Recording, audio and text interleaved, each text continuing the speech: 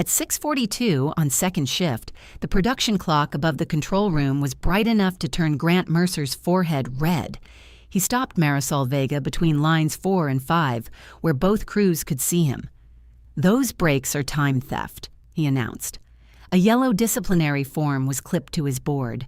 Darnell Price from security stood beside him, looking like he wished he had been called to investigate a missing lunch instead. Beyond them, visitors' safety glasses waited in a plastic bin for the North Star Kitchens team arriving at 7. Marisol looked past Grant. The clock's 2 green counters kept climbing. Under line 4, the screen showed MVEGA. Under line 5, it showed MVEGA. 16 minutes earlier, she had cleared a twisted film edge on 4, while coaching Jessa through a checkweigher fault on 5. According to payroll, she had been on break. Grant held out his pen. Marisol kept her hands at her sides. "Why is security here?" "To witness that the warning was delivered. I can witness that myself." A couple of operators smiled and immediately found things to inspect. Grant did not. His composure was one of his professional skills. He could be standing ankle-deep in soup concentrate with an alarm shrieking over his head and still sound like he was negotiating a hotel upgrade. "This is a formal corrective conversation," he said. "I want everything handled properly." Darnell cleared his throat. "For what it's worth, I'm just here to observe." "I know why you're here," Marisol said. "I'm asking why he thinks I need an audience." Grant lowered his voice, which made the crews listen harder. "Your scheduled break is 15 minutes. You exceeded it 6 times in 3 weeks, 38 minutes total. We've discussed accountability. We discussed the scanner report. The scanner report is accountability. No, it's a scanner report." Elena stood near the employee time clock, holding a slim blue payroll folder against her ribs. Marisol had not noticed her at first. Her sister's mouth had gone flat in the particular way that meant she was trying to disappear while remaining exactly where her job required her to be. Grant followed Marisol's glance. "Elena provided the records because payroll maintains them. That's all." Marisol looked again at the production clock. Line 4 was running North Star's roasted garlic base in silver film. Line 5 was filling mushroom concentrate in pale green film, 12 pouches to a carton, 14 cartons to a pallet layer. Both counters remained green. If she started explaining in front of the crews, Grant could turn every answer into an excuse. If she pointed to the display, he could call it a separate issue and then have the login history cleaned up before anyone important asked for it. So she said, "Let me read the warning." Grant gave it to her. The form had 3 checkboxes: attendance, performance, and conduct. He had checked conduct. Under description of incident, he had typed, "Repeated misuse of paid rest periods despite prior coaching, potential time theft. Continued incidents may result in further discipline, up to and including termination." The words looked more insulting in 11-point calibri. "Potential?" she asked. "It means we're giving you the opportunity to correct the behavior. You just announced it as a fact. Marisol." Elena said her name softly, almost musically. It was the tone she used when she wanted Marisol to notice the edge of a cliff without embarrassing anyone by pointing at it. Marisol took Grant's pen. She crossed out employee agreement above the signature line and wrote, "Receipt acknowledged only." Then she signed and dated it. Grant watched the pen move. "That kind of qualification doesn't help. It helps me." Jessa called from line 5. "Mari, my average weight is drifting again." Grant's eyes moved toward the machine. Marisol handed him the board. "Am I still responsible for both lines?" "Your lead operator." "Of course you're responsible." "My job assignment says line 4. This isn't the time to split hairs." The production clock clicked over another minute. Marisol walked to line 5. Behind her, Darnell murmured, "Do I sign something?" "No," Grant said. "Great. Strong preference." Marisol almost smiled. At the checkweigher, Jessa had 6 rejected pouches lined up like metallic fish. Marisol squeezed one and felt the product settle unevenly. What did you change? Nothing. That answer makes machinery angry. I bumped the speed down too. That is a change. I changed nothing before it started going weird. Better. Marisol opened the trend screen. The weights were rising and falling in a slow wave. Product temperature was steady. Fill pressure was steady. She tapped the nozzle timing graph, then pointed to a tiny hesitation every fourth cycle. Air in the supply line? Jessa asked it hopefully. More likely starch on the cutoff. Get me the red-handled brush. I thought red was allergen. Red handle, blue bristles. Who designed this system? Someone who hated colors. Jessa fetched the brush.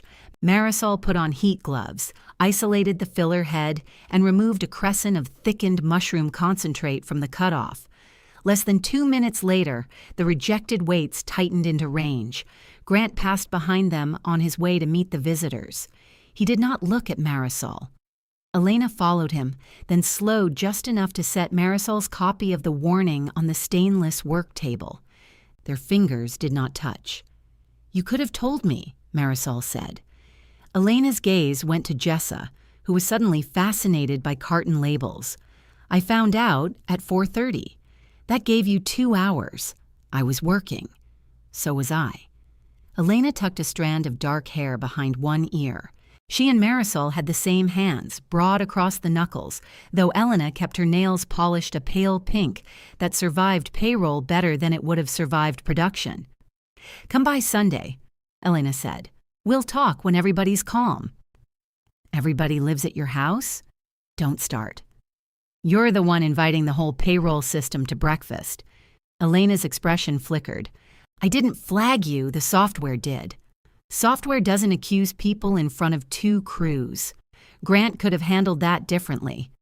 Marisol waited. Elena hugged the blue folder closer. He's trying to get ahead of the labor numbers before North Star signs. The owners are on him every morning. 38 minutes doesn't sound like much, but if 12 people do it, they didn't. I said if. And I wasn't on break. Elena glanced at the production clock. Both login labels were still visible. What were you doing? What do you think? Grant's voice carried from the corridor. Elena. Her sister turned toward it automatically. That small movement hurt more than the warning. Elena lowered her voice. Sunday, please. Then she went after her husband. The North Star visitors arrived at 7:03 wearing clean white coats and blue hairnets. Grant led them through the packaging hall while explaining Bellwether's new labor discipline model. He had a gift for phrases that seemed substantial until Marisol tried to picture them. Dynamic crew utilization, exception-driven supervision, ownership at the machine level. At machine level, ownership meant Jessa was afraid to make a 2-minute adjustment without asking permission. Lane 4's role would expire in 18 minutes, and Marisol still had not taken the break she'd supposedly stolen. She went back to 4 and picked up her yellow grease pencil. The pencil was short enough that its paper wrapping had peeled down to a grubby fringe. Marisol marked 1911 on the laminated production card, beside roll change North Star garlic, lot G41. She had made those marks since long before the plant installed digital tracking. Computers knew when an alarm happened. They did not always know why. The yellow notes told the next operator that a seal wrinkle appeared after a splice, or that the garlic formula foamed above 168 degrees, or that a crooked guide collar would behave if tightened by hand instead of with a wrench. Grant called the cards clutter. Maintenance called them useful. Operators called them Mari's breadcrumbs. While the client group watched from the marked aisle, Marisol spliced the new film roll without stopping the line.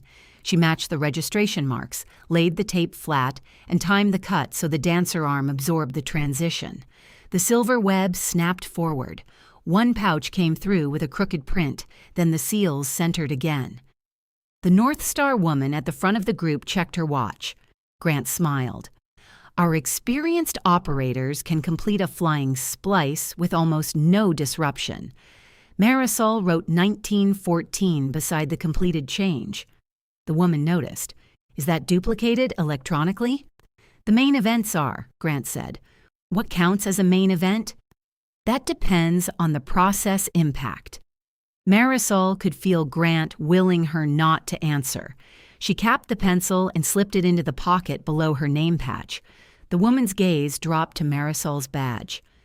"And you're assigned to this line?" "Tonight I am." A warning tone sounded from 5. Jessa raised both hands above the control panel, their crew signal for "I didn't touch anything." Grant's jaw tightened. Marisol said, "Excuse me." She crossed the narrow lane between the machines. The fault was minor, a carton sensor blocked by a strip of torn corrugate, but she could feel the client watching. She cleared it, verified the count, and restarted the conveyor. On the screen above them, the line 5 clock changed from amber to green. The North Star woman looked up. Then she looked across at line 4, where Marisol's login remained beneath the running total. Grant stepped between her and the display. "Our system retains the last qualified login during short support events," he said. "We're refining that configuration." It was a good answer. Smooth, technical, nearly true. Marisol returned to 4 without correcting him. By the time she clocked out at 11:30, the warning had softened from the humidity in her pocket. She sat in her car with the engine off and read it again under the parking lot light. 38 minutes. Her marriage had taken 2 years, mediation, and most of what she had once considered savings to unwind. The house was hers now, along with the roof payment, the aging furnace, and a kitchen drawer full of Allen keys that belonged to a man who no longer lived there. Overtime made the numbers fit. Grant knew that. Elena knew it better. Marisol folded the warning along its existing crease and placed it in the glove compartment beneath her vehicle registration. At home, she washed mushroom concentrate from the seams of her hands. The smell stayed anyway, earthy and salty, like something cooked too long. On her refrigerator, a note in Elena's handwriting reminded her that Sunday breakfast was at 9. Marisol turned the note face down. The following afternoon, Grant had posted a new break schedule inside a clear plastic sleeve. Marisol's name was highlighted at 5:45 and 8:30. He was waiting when she reached the production board. "I want a clean reset," he said. "No debate, no lingering resentment. Take your breaks at the assigned time and be back at your station in 15 minutes. Who covers 4? Jessa. She's assigned to 5. She can monitor both for 15 minutes. Is she qualified to clear faults on 4? She can call you if she needs help." "While I'm on break." Grant pressed his lips together. Emergencies are different. "Where should I record the emergency work?" "Marisol, this is exactly the hair-splitting I'm asking you to stop." She looked at the schedule again. "I'll follow it." He seemed surprised by how easily she said it. At 5:45, she logged out of line 4, washed her hands, and walked to the break room. She heated soup in the microwave and sat beneath a television, showing a home renovation program with captions. For the first time in months, she spent her entire break in a chair. At 5:51, line 5's warning horn sounded. At 5:53, 4's web tracking alarm joined it. Jessa's voice came over the intercom. "Marisol to line 4, please." Marisol watched a contractor on television discover mold behind an expensive wall. At 5:55, Grant entered the break room. 4 is down. She checked the clock above the vending machine. "I have 5 minutes left. This is an emergency." "You said Jessa could monitor both." "She can monitor them. She can't reseat the web." "I asked you that." Grant glanced at the other operators in the room. "Are you refusing a direct instruction?" Marisol put the lid on her soup. "No," she said. "I'm asking whether my break ends at 5:55 or whether I keep being paid to work through it." His face sharpened. "Come fix the line." She rose, carried her soup to the trash, and followed him out. The web had wandered almost an inch, crumpling silver film against the guide collar. Marisol reduced tension, opened the guard, and eased the material flat while Jessa held the edge. 11 minutes after the first alarm, Lean 4 returned to speed. Marisol took the yellow grease pencil from her pocket. On the laminated card, she wrote, 1753 web tracking called from break. Grant directed return 1755, running 1802. Amos Reed from maintenance leaned over the rail to read it. 11 minutes, he said. Matches the alarm history. Grant stood on the other side of the machine. Code it operator delay, he said. Amos looked at Marisol. Marisol drew a yellow box around the words, called from break. Then she capped the pencil. Amos lifted his eyebrows. Operator delay usually means the operator caused it. It means production was delayed at the operator station, Grant said. That's not how we've been using it. It's how we're using it now. Marisol glanced toward Jessa. Who was the operator? Jessa's face tightened. Grant shifted his attention to her. Jessa was covering according to the posted schedule. Then either she caused the delay or the schedule did. I'm not doing this on the floor. You started it on the floor yesterday. Amos bent over his tablet and tapped the fault record. I can put web tracking fault as the maintenance cause. That's what the machine says. Grant stepped closer to him. And I'm directing you to enter the downtime category as operator delay. Amos's usual humor thinned. You want my name attached to that? I want you to do your job. Marisol heard the change in Amos before Grant did. Amos liked to grumble. He complained about vending machine prices, cheap bearings, expensive bearings, and any engineer who designed a guard with 4 different screw heads. But he did not like being told that honesty was optional. He turned the tablet so Grant could see it. I'll enter the cause from the alarm history. You can change the management category under your login. Grant stared at him for a second, then took out his phone. Fine. Marisol returned the grease pencil to her pocket. The next morning, the downtime dashboard listed the event as Operator Delay, Vega. She was standing in the production office when she found it. Grant's desk occupied the only corner without a view of a machine. On his whiteboard, he had written North Star, 92% UPTIME in blue marker, and circled it twice. Marisol printed the dashboard page. The printer made a tired grinding sound and delivered the paper with one warm edge. She placed it beside the copy Amos had emailed from the maintenance history. His record showed the alarm beginning at 17:51, 2 minutes before the intercom call and 4 minutes before Grant ordered her back from break. Grant came in carrying coffee and a breakfast sandwich. You're early. So is the blame. He set his coffee down. If this is about yesterday's code, I already explained it. You put my name on a delay that started while I was in the break room. You were the assigned line lead. You assigned Jessa to cover. You retained overall responsibility. Then I was responsible while I was on break. Grant unwrapped the sandwich with careful, square movements. You're trying to turn a basic attendance correction into a referendum on the entire operation. I'm trying to find out when you believe I'm working. You're working when you're scheduled to work. And when you pull me off break? That was an unusual circumstance. It happened 6 times. Grant stopped unwrapping. Marisol placed the scanner report on his desk. She had highlighted the 6 extended breaks named in her warning.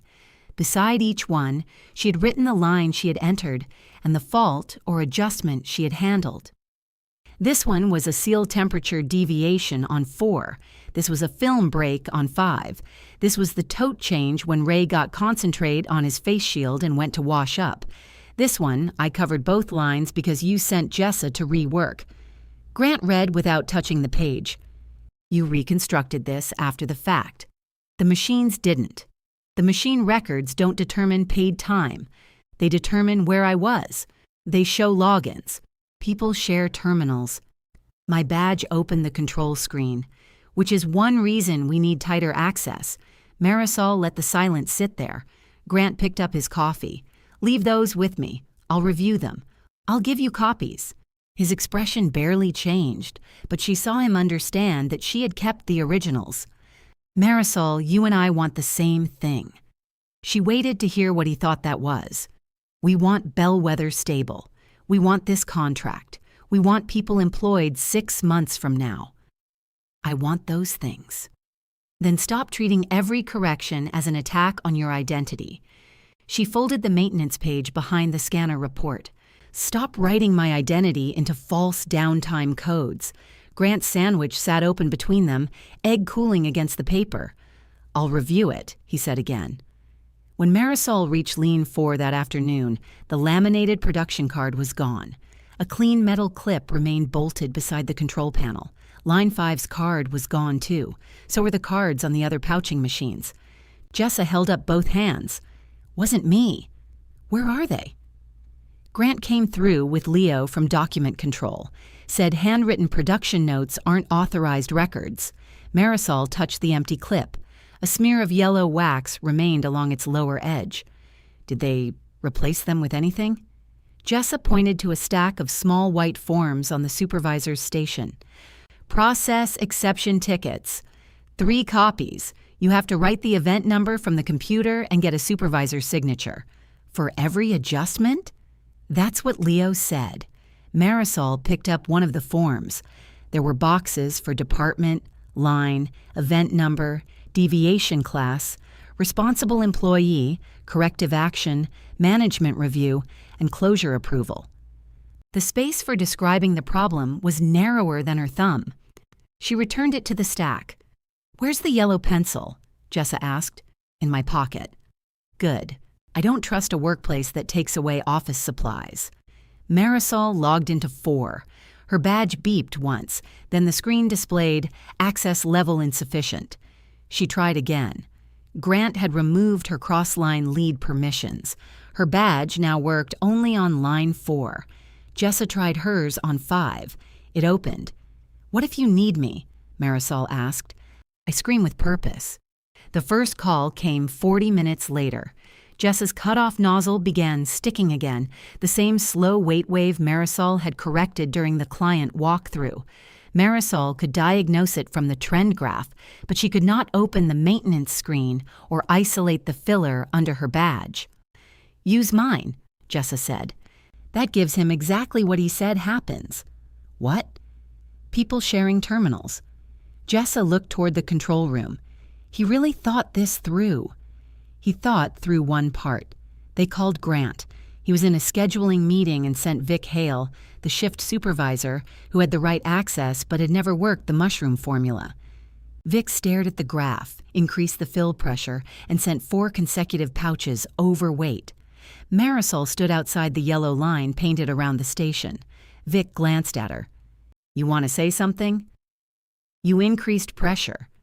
I know what I did. Okay. Is that the problem? You asked if I wanted to say something. What would you do? Look at the cutoff timing. Vic opened the timing screen. Every 4th cycle, Marisol said. He saw the hesitation. His shoulders dropped. Starch again? Probably. He isolated the head and cleaned the nozzle while Marisol watched from the aisle. 7 minutes later, 5 was running properly. Vic completed a process exception ticket and wrote consulted Marisol Vega in the corrective action box. Grant rejected it because Marisol was not authorized on that line. Vic told her this later with a laugh that held no amusement. Apparently, I came up with the cutoff timing myself. You always were gifted. I'm putting it on my resume. By Friday, the clean metal clips looked less like an improvement and more like missing teeth. Operators began writing temporary notes on scraps of carton board. Amos found a seal temperature on the back of a glove box. Jessa wrote a film lot number on her forearm and forgot about it until she went grocery shopping after work. Grant called a shift meeting. He stood beneath the production clock with a printed packet in his hand. Marisol recognized her own phrases in it before he said her name. There's been confusion about accountability and teamwork, he began. Some employees appear to believe that clear assignments prevent them from assisting outside their stations. No one looked directly at Marisol. That was how she knew everyone was looking at her. Bellwether expects flexibility. At the same time, unauthorized equipment access and informal documentation create traceability risks. If you're asked to assist, assist. If you're on break, follow the break policy. If an exception occurs, notify supervision. Ray raised his hand. What if supervision doesn't answer? Follow the escalation tree. What if the line is dumping product while we climb the tree? Grant gave him a thin smile. Then use judgment consistent with your training, Jessa whispered, but only the approved kind. Marisol elbowed her lightly. Grant's eyes found the movement. Is there a question? Marisol said, when someone assists during a break, how should payroll record it? Elena was standing at the rear of the group. She had come down with updated time clock instructions, but Grant answered before she could. The employee should report the exception to their supervisor. Verbally? Using the correction form. Which form? Grant shuffled the packet. Payroll has one. Elena spoke at last. A missed punch correction doesn't cover interrupted breaks. The room went still. Grant turned to her. It covers timekeeping exceptions. It requires a missing punch. Paid breaks aren't punched. Then payroll can modify it. Elena nodded once. I can draft something. Her voice was professional, almost cold. Marisol recognized the effort it cost her. Grant faced the crews again. Until then, notify your supervisor. We're not going to create bureaucracy around rare events. Marisol looked at the clock above him. 6 times in 3 weeks. Sunday morning, Elena made cinnamon French toast because it was the food she cooked when she wanted a conversation to begin with forgiveness. Grant stood at the stove in gray sweatpants, turning slices in a skillet and humming along to an old soul song. He did not hum at work. The sight of him doing it in Elena's kitchen made Marisol briefly remember why she had once liked him. Her sister poured coffee into 3 mismatched mugs. Sit, Elena said. Marisol sat at the round oak table they had helped their mother choose. After their mother died, Elena had taken the table because it fit her breakfast nook. Marisol had taken the heavy green mixer. They had divided nearly everything without arguing, which both of them had mistaken for proof that grief had left them reasonable. Grant brought over the plate. Peace offering, he said. It has powdered sugar. That's how you know I'm serious. Marisol took 1 slice. Are we discussing my alleged crime before or after syrup? Elena closed her eyes. Please don't call it that. Grant called it theft. I said potential time theft, Grant replied. You skipped potential for the audience. He sat across from her. I should have spoken to you privately. I'll own that. Marisol had expected defense. The apology caught against her next sentence. Grant continued, but the underlying issue remains. We can't have one person inventing her own version of the operating system. I didn't invent coverage, you scheduled it. I scheduled cross-support during my breaks. I inherited bad habits and loose controls. You've kept this place moving by filling every gap yourself, and people respect you for it. But it means I can't tell which positions we truly need. Elena set down the syrup too hard. Maybe you truly need the ones that keep getting covered. Grant looked at her, surprised. She rubbed her thumb against a pale chip in her nail polish. I checked the dates. Marisol accessed production terminals during all 6 flagged breaks. Thank you, Marisol said. Elena did not meet her eyes. The access doesn't prove she worked for the full time. Grant leaned back. Exactly. But it proves the warning was incomplete. Then we clarify it. Marisol stared at her sister. You came halfway across the room and called it distance. Elena's face warmed. I'm trying not to decide things outside my role. You provided him the report. He requested it as production manager. You stood there while he used it. Grant said, leave her out of this. Marisol laughed once.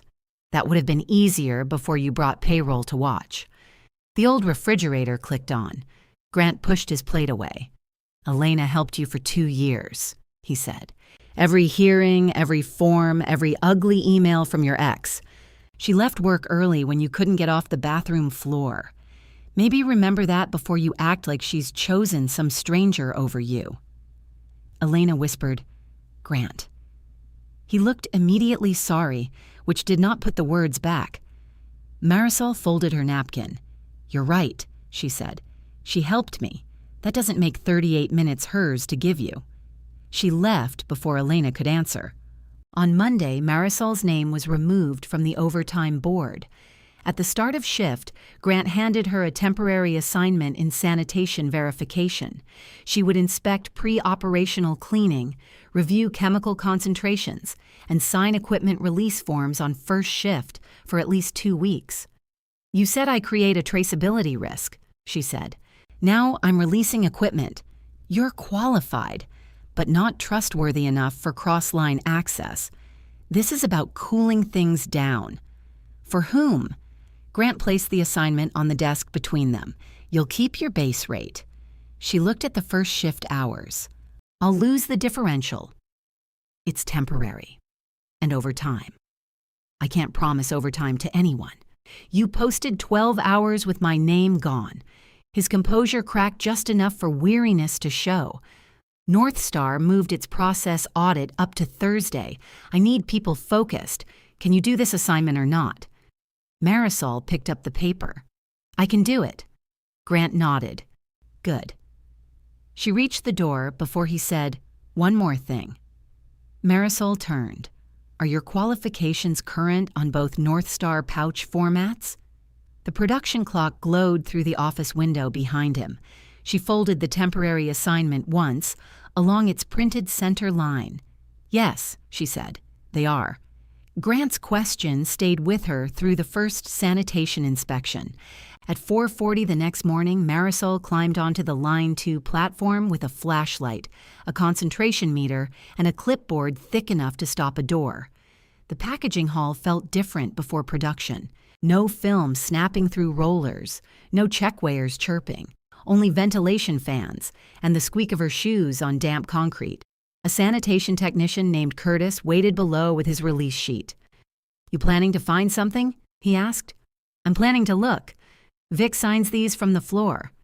"I have shorter arms than Vic. I need to get closer." Curtis snorted. Marisol shined her light behind the filler housing. A clear bead clung to the underside of a stainless coupling. "Rinse water," Curtis said. She touched a test strip to it.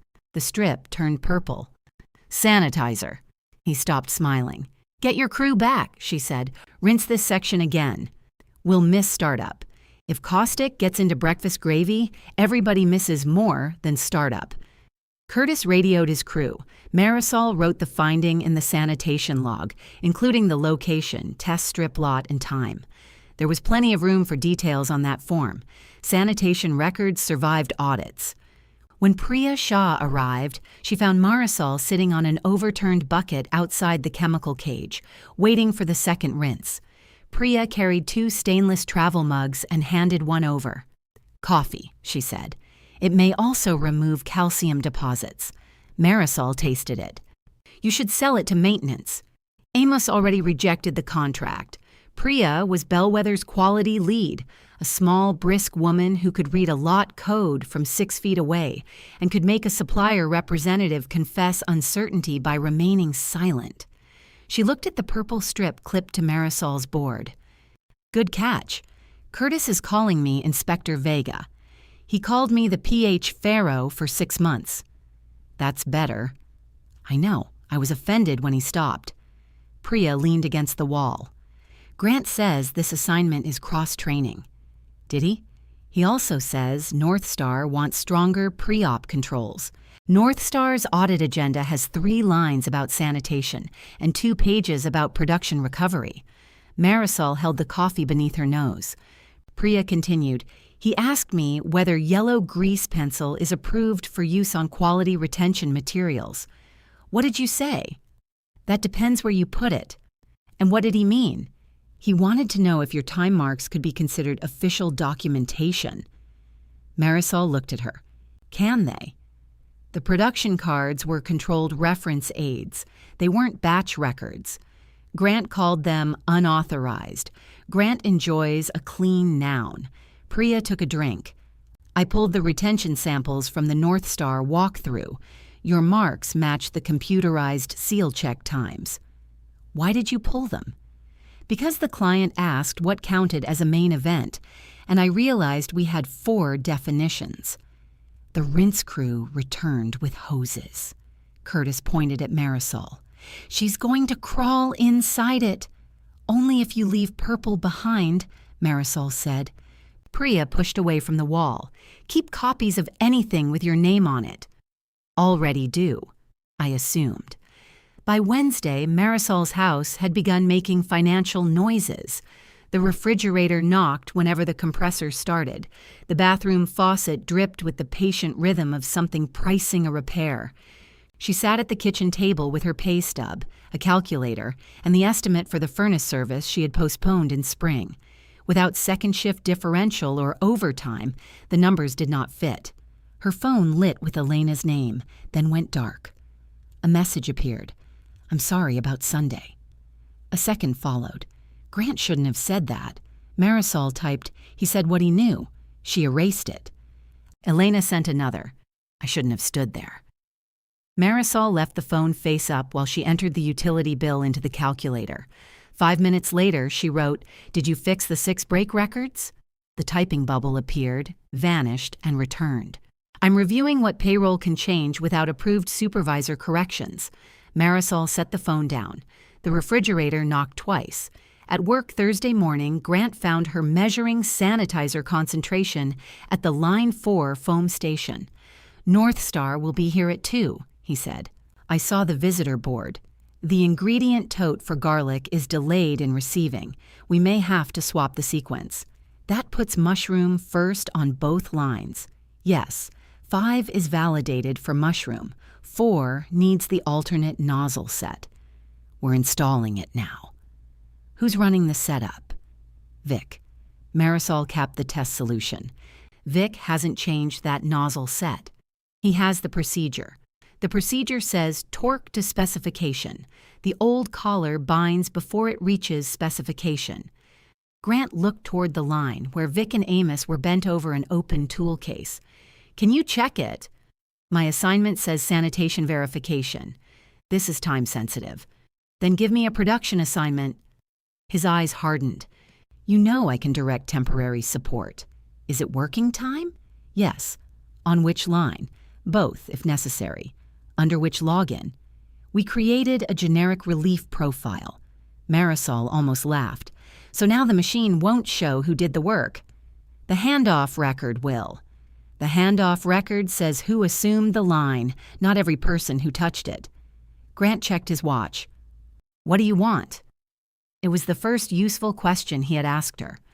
I want each cross-line instruction entered in the shift handoff record. Time, line, reason, and who directed it. I want interrupted breaks recorded there, too, until payroll creates a form. You want me to turn a handoff sheet into your personal evidence log. I want the record to show the handoffs. You're asking for special treatment. I'm asking you to write down the work you need me to do. Grant looked through the glass at line 4. Amos had the collar in his hand while Vic searched the procedure binder. We don't have time for this. Then say yes. He exhaled through his nose. Fine. In writing. Marisol. Email is quick. He stared at her, then pulled out his phone. 30 seconds later, hers chimed. Temporary North Star support. M. Vega may assist lines 4 and 5 as directed. All cross-line instructions and break exceptions to be entered in shift handoff record for audit traceability. She read it twice. Grant said, Satisfied. I'm informed. Check the nozzle.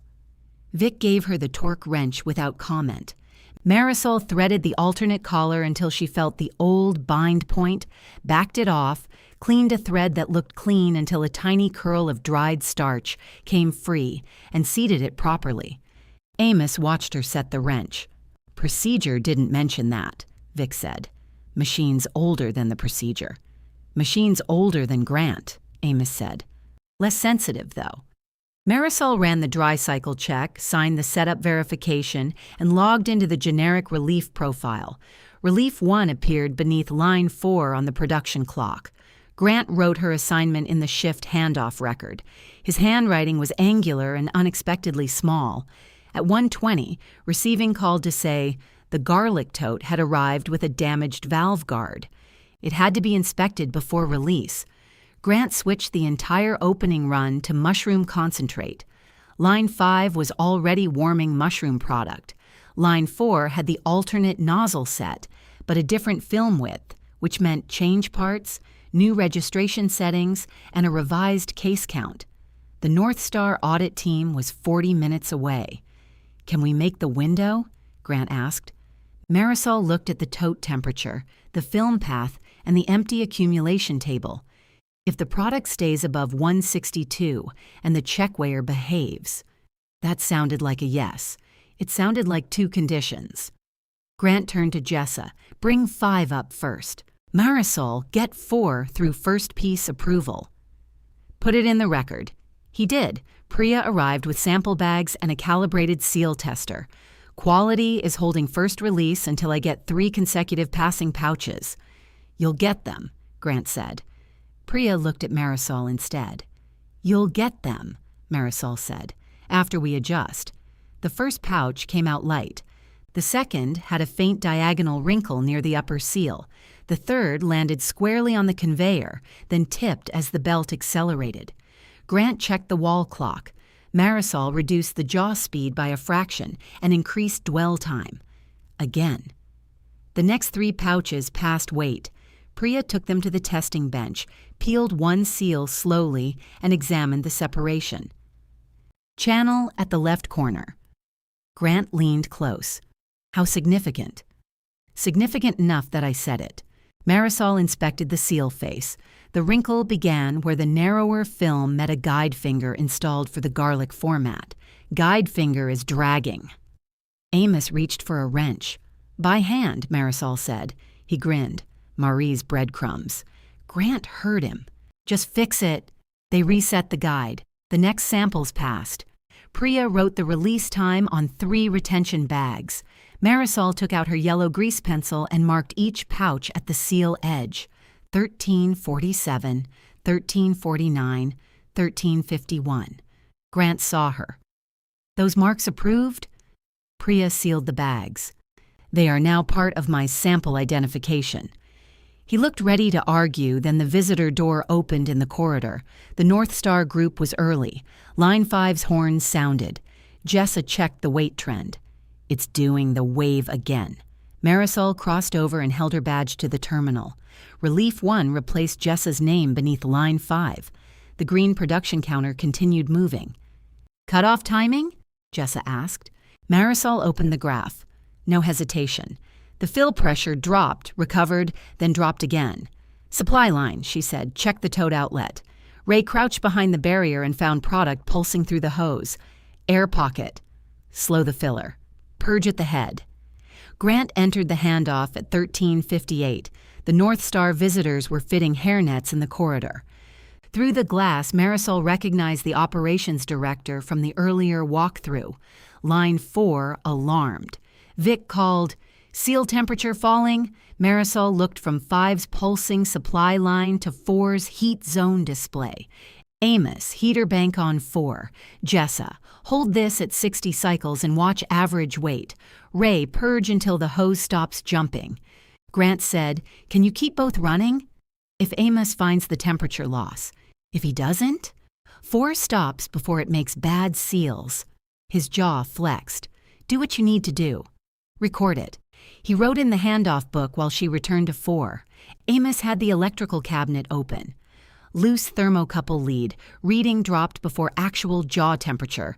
"Can we confirm heat?" Infrared says 168. Marisol checked the seal strips coming off the belt. The surface was smooth, but one edge felt softer than the center. "Drop speed 10% until the reading stabilizes." "That hurts the rate," Grant said. Rejected pallets hurt it more. He nodded once. At 2:03, both production counters turned green. Marisol's scheduled break began at 2. Grant looked at the break schedule, then at the visitor door opening. "I need you here." She pointed to the handoff book. He wrote, "Break interrupted North Star recovery support GM." Marisol took half a sandwich from the control room refrigerator and ate it standing beside the window.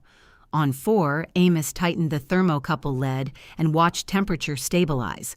On 5, Jessa called out every 10th average weight. Marisol moved between them, checking seals, weights, codes, and carton counts. The North Star group entered the production aisle at 2:09. Grant went to meet them. By 2:16, the garlic tote had cleared inspection. Both mushroom lines were holding specification, and Marisol had finished exactly half her sandwich. Priya collected seal samples from 4 and weight verification samples from 5. Marisol marked each with the yellow pencil before Priya bagged them. At 2:21, the production clock showed 2 green counters. Relief 1 glowed beneath both. The North Star operations director stopped under the display. "I thought your system retained the last qualified login during short support events," she said. Grant's smile arrived a second late. "We've refined the configuration." She looked through the control room glass at the handoff record, then at Marisol walking from one line to the other with the yellow pencil in her hand. "Show me," she said. Grant opened the control room door with his badge. The North Star operations director stepped inside, followed by Priya and a North Star process engineer carrying a tablet. Her visitor badge identified her as Dana Holt. She went directly to the handoff record. Grant stood beside her. "The original sequence changed because of a receiving delay. We qualified 4 on the mushroom format, brought 5 up as scheduled, and managed 2 minor equipment variations during startup." Dana read the last 4 entries. "You managed them?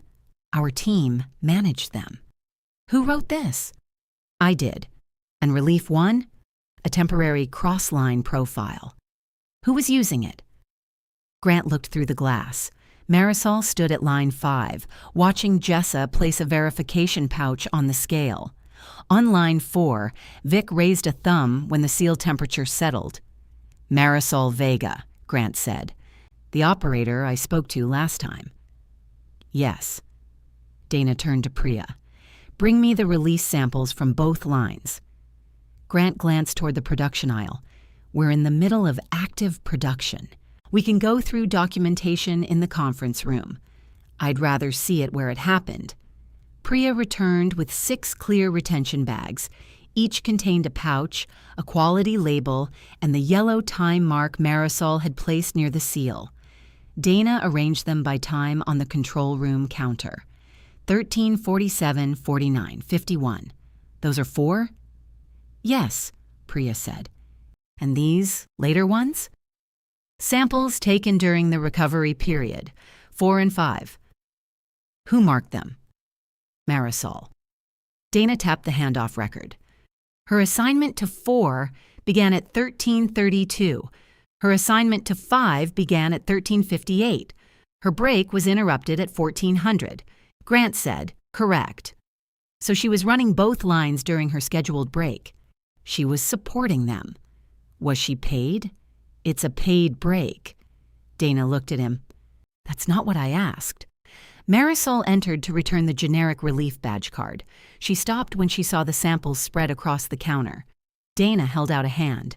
"Ms. Vega, stay a minute." Marisol set the badge beside the handoff book. "Who directed you to move between the 2 lines?" Dana asked. "Grant did." "At what time?" "It's in the handoff record." "I've seen it. I want to hear how the work moved." Marisol glanced at Grant. He gave her the tightest possible nod. 4 needed first piece approval on the alternate mushroom setup. 5 lost stable supply pressure from an air pocket. Then 4 showed a temperature drop from a loose thermocouple lead. Amos confirmed the actual jaw temperature while I reduced the rate. Jessa held 5 at 60 cycles until the weight stabilized. "Did either line stop?" 4 slowed, 5 stayed up. Dana pointed toward the clock visible through the window. "The display says the same relief login is assigned to both. Can one person safely operate both lines?" "Not as the assigned operator." "What were you doing then?" "Covering the work that needed qualification while the assigned crews handled what they were trained to handle." Dana turned to the process engineer. "Pull the production timeline." The engineer connected his tablet to the read-only audit port. 2 colored traces appeared. Line 4's speed dipped at 159, then recovered. Line 5's line stayed green, its weight deviations narrowing after 2:02. Both traces bore relief. 1 adjustments within the same 14-minute window. Amos appeared at the door holding his maintenance tablet. Priya said you needed alarm history. Dana motioned him in. He placed the tablet beside the samples. The loose thermocouple alarm, the infrared temperature confirmation, and the repair clearance all matched the handwritten handoff times. He had attached his own login to each entry. Dana studied the records, then looked through the glass at Jessa and Vic. Who kept both lines moving? Grant's first answer came quickly. The crew, under my direction. Dana waited. Grant looked at Marisol. She did, he said. Marisol coordinated the recovery. Dana nodded as if he had confirmed the temperature of a room. And the 6 earlier break exceptions mentioned in this corrective warning. Grant went still. Marisol had forgotten that her folded copy was partly visible in the breast pocket of her work shirt. The yellow paper had risen when she crossed her arms. Dana said, I saw security standing beside Ms. Vega during our last arrival. Your warning form has the same color as every traffic hazard in this building. It's an internal personnel matter, Grant said. It became relevant when the operator responsible for our recovery was labeled a timekeeping risk. Grant closed the handoff book. We identified inconsistencies in her return to station scans. We're reviewing the underlying work. Are the production records available? Yes. Then include them in the audit package. He hesitated.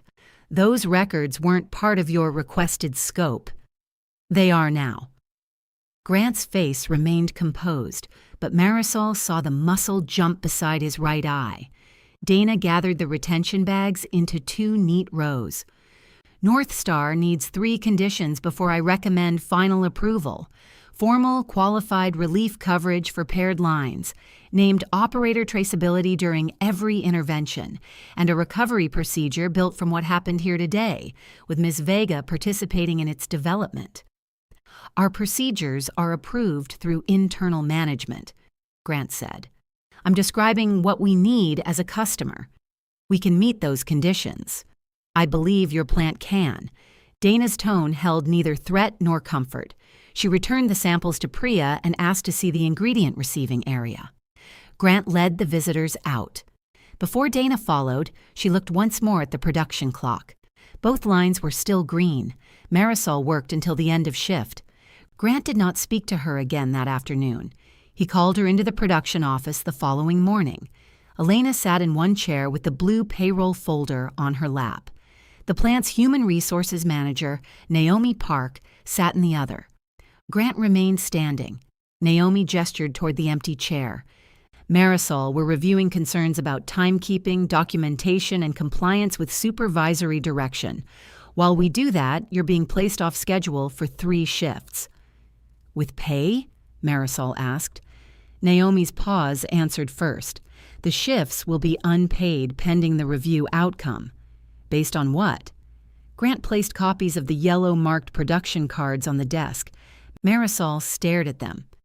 You kept them. They were company documents. You said they weren't authorized. I said handwritten notes weren't authorized records. You continued creating and using them after the controlled forms were issued. On quality retention samples, with Priya's approval. And in the handoff record. You told me to use the handoff record. Grant sat at last. This isn't only about yesterday. You've repeatedly challenged direction in front of employees and presented operational disagreements to a customer. The customer read the records. You guided her to a personnel matter. My warning was in my pocket. Naomi raised a hand. We're going to establish the facts before reaching conclusions. Marisol looked at Elena. Are my break records part of the review? Elena nodded. Yes. Did you correct them? I need production verification. You have terminal access times. I also need supervisory approval that the access represented compensable work. Grant said, which is one of the issues being reviewed. Marisol stood. Then review the clock. Naomi asked her to surrender her badge until the 3 shifts were over. Darnell waited outside the office. When Marisol came out, he glanced at the badge in Naomi's hand. Do I have to escort her? He asked. It's procedure, Naomi said. Marisol picked up her lunch bag. I know where the door is. Darnell walked beside her anyway. At the employee exit, he held the door open. "For the record," he said quietly, "I saw your name under both lines that first night. You should tell Naomi." "I already did." At home, Marisol set her lunch bag on the kitchen counter and heard the refrigerator knock. The furnace technician called to confirm the appointment she could no longer comfortably afford. She canceled it. Then she removed the yellow warning from her work shirt, unfolded it on the table, and laid the 6 production access records beside it. Around noon, someone knocked. Elena stood on the porch with the blue folder tucked under her arm. She had brought no cinnamon French toast, no coffee, and no husband. Marisol let her in. Elena opened the folder at the kitchen table.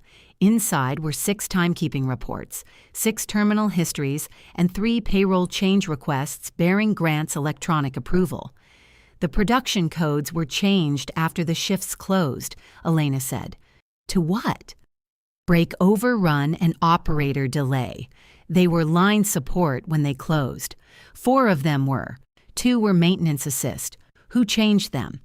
Grant requested the changes. Payroll processed them under my access. Marisol looked up. Your access? He emailed the codes to me. I entered them. Did you ask why? He said production had classified them incorrectly, and because he was your husband, because he was the production manager. Elena's voice rose, then fell. And because he was my husband. The refrigerator clicked on behind them. Elena rubbed the edge of one report with her thumb. Her nail polish was chipped down to a thin pink crescent. I kept telling myself my job was to process what management approved. Then I stood beside him while he used the report I had created. I knew the system didn't show where you were, and I let him talk as if it did. Marisol gathered the papers into one straight stack. Why are you giving me these? I corrected the payroll notes this morning. I sent copies to Naomi and the owners. These are yours. Did Grant know you were doing it? He knows now. Marisol studied her sister's face. How bad? He said I made a private disagreement look like manipulation. It was manipulation. I know. The words landed between them with a weight apology had not managed. Elena looked around the kitchen. You still have his Allen keys. Marisol followed her gaze to the junk drawer. Apparently, divorce doesn't cover hexagonal property. A breath of laughter escaped Elena and broke halfway through. I'm not asking you to make me feel better, she said. Good. I'm asking whether you'll let me fix what has my name on it. Marisol slid one report back to her. Start with 38 minutes. Elena held it against the folder. I already did. The review extended beyond Marisol's 3 missed shifts. She returned to sanitation verification, while Naomi compared payroll edits, alarm histories, handoff entries, badge access, and the North Star audit notes. Priya submitted the retained samples. Amos submitted his maintenance records. Vic submitted the process exception ticket Grant had rejected, including the line where he had originally credited Marisol's diagnosis. Jessa submitted a 1-page statement that ended, If helping both lines is theft, please clarify which line we should allow to stop. Naomi made her rewrite that sentence. Jessa changed it to, Please clarify prioritization requirements when qualified support is unavailable. Same song, she told Marisol. Worse rhythm. Grant continued coming to work. He ran meetings, adjusted schedules, and secured a replacement ingredient supplier that saved Bellwether a meaningful amount on freight. His production plans remained good. His conversations became shorter. The owners offered North Star a revised coverage plan with 1 qualified relief operator assigned to every 2 active pouching lines. Priya added operator identification to the quality sample procedure. Elena created an interrupted paid break correction form, though she titled it Rest Period Work Exception, because Grant said the first name sounded accusatory. North Star approved the annual contract contingent on a 90-day verification period. At the end of the review, Naomi called Marisol into the same office. This time, the empty chair belonged to Grant. Your 3 unpaid shifts will be restored, Naomi said. So will the second shift differential for the sanitation assignment. And overtime? We can't recreate hours you might have worked. The owners approved a payment based on your average overtime for the prior 8 weeks. Marisol sat back. What happens to the warning? Removed from your file. What happens to Grant? He won't retain supervisory authority over production. The company offered him a planning position at our Western facility. Did he take it? He asked for the weekend. Naomi slid a job description across the desk. Production Continuity Coordinator. The role included cross-line qualification management, relief planning, recovery documentation, and authority to stop any line producing outside specification. The pay was higher than Marisol's base rate, though less than she had made during her heaviest overtime months. Northstar asked that you own the recovery procedure, Naomi said.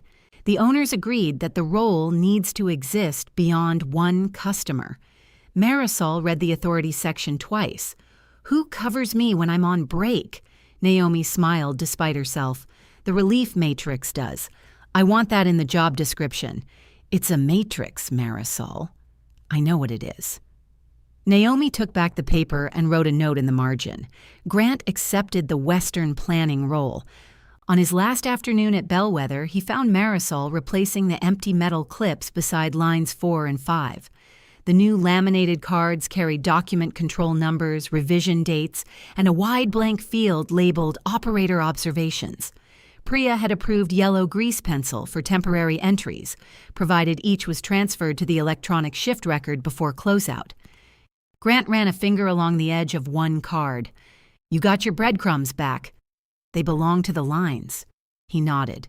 For a moment, he looked less like a supervisor than the man who had once made excellent powdered sugar French toast in Elena's kitchen.